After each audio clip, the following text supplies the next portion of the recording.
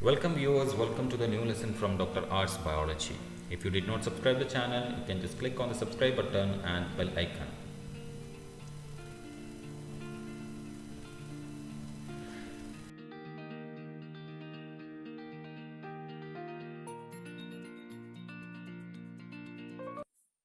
Welcome dear students. In this lesson, we will be discussing about the different types of nutrition. So far we have learned about what is meant by the nutrition and how can we define nutrition and what are the different types or different groups of nutrients. Now we are just moving into the different types of mechanism that is just followed by different organisms to obtain their nutrients. Okay, so we'll be discussing the nutrition types in different organisms now. Now we can see that nutrition based on the source of nutrition, from where the nutrients are coming, from where the nutrients are obtained.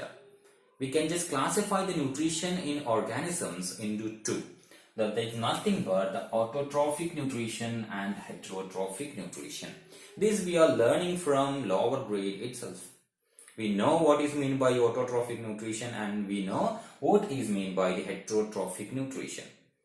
Okay, instead we will be just dealing little more about autotrophic and heterotrophic as you are going for the degree program, doing the degree program. Okay, otherwise the autotrophic and heterotrophic nutrition definition that you have learned from the childhood itself is correct only. You can follow the same definition.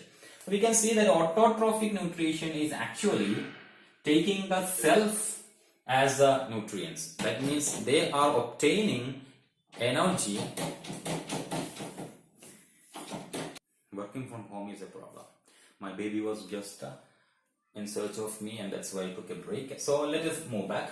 So we can see that based on the source of nutrients that organisms are deriving the nutrition, we can just see that there are two types of nutrition, that is autotrophic nutrition, where the organism itself will be preparing their own food, and heterotrophic nutrition where they are dependent on other organisms to obtain their nutrients.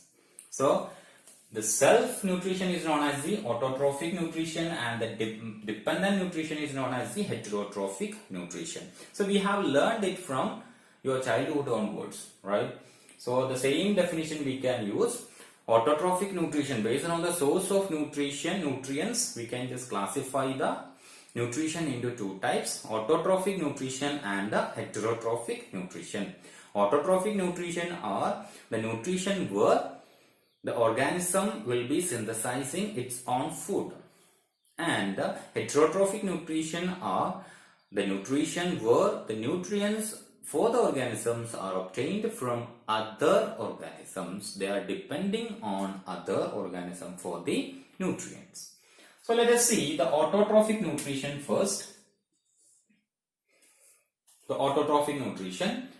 So we can see that autotrophic nutrition or the autotrophy is a mechanism where the organism synthesizes organic nutrients from inorganic constituents.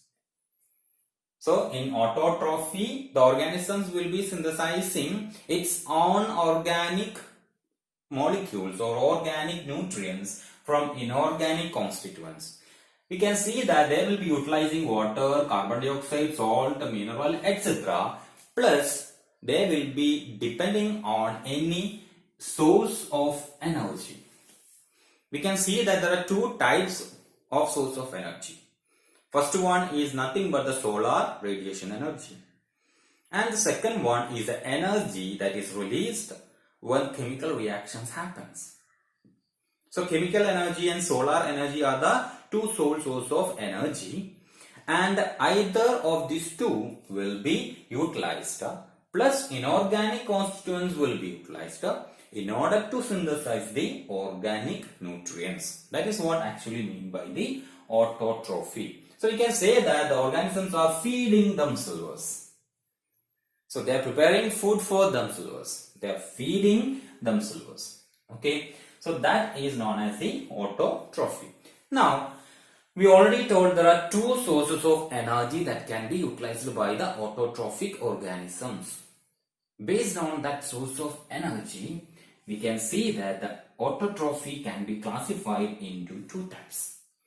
The chemoautotrophy or the chemotrophy were the chemical energy. So they will be utilizing the chemical energy that is resulting from the oxidation of electron donating inorganic or organic substances. Okay, so they will utilize the chemical energy that is obtained from the oxidation of electron donating, E minus donating inorganic or organic substances. So this thing we have learned. So it can be organic or inorganic substances. It can be H2O, NH3, nitrate, iron, sulfur, etc., etc., etc. So any kind of inorganic substances will be utilized for obtaining the chemical energy. We have learned it in grade 12 photosynthesis chapter, where it was Engelmann who discovered this particular concept, chemical energy, or not Engelmann. So von Neil will discover this particular thing. H2S is actually the energy source or the electron donating source, and we can see that chemotrophy. So chemotrophy is nothing but the autotrophic nutrition, where the source of energy is nothing but the chemical energy obtained from the oxidation of electron donating organic or inorganic substances. Now, if the chemical energy is derived from organic substances, it will be known as the organotropes. Those autotrophic organisms which synthesizes their own food utilizing chemical energy obtained from oxidation of organic substances will be known as the organotropes. Okay, and those autotrophic organisms which will synthesize their own food utilizing chemical energy derived from the oxidation of inorganic substances are known as the lithotropes. So there are two types of chemoautotrophy or chemotrophic organisms. They are nothing but the lithotropes or organotropes, or you can define the process as lithotrophy or organotrophy. Hope you got the idea. So chemoautotrophy, we have learned two types of chemoautotrophy based on the energy sources, whether inorganic substance or organic substance. Now let us move to the second category of autotrophy, that is nothing but the photoautotrophy or phototrophy. Where from the word itself we can see that the photo is the source of energy. That is nothing but the light energy, or it will be utilizing solar radiation as the energy source.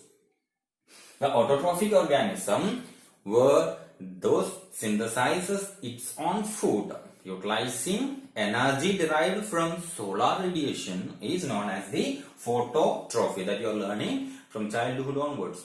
You don't have to learn that actually, because it's still there in your mind. So you don't have to learn it separately. It is nothing but the autotrophy where solar energy or solar radiation is the source of energy for synthesizing organic nutrients. Okay, we can see that the process is known as the photosynthesis. The process is nothing but the photosynthesis, where the solar energy is actually fixed or actually acquired with the help of molecule known as chlorophyll. So chlorophyll is also involved in phototrophy. Okay, now we can study what are the different types of organisms that will be following phototrophy or the photoautotrophy. There are nothing but the bacteria, protozoan, plants, including algae. Protozoans we have learned animal protists and plant protists in first semester or second semester. So that is the algal protozoans, the green alkali protozoans we have learned, and that one will be following the phototrophy.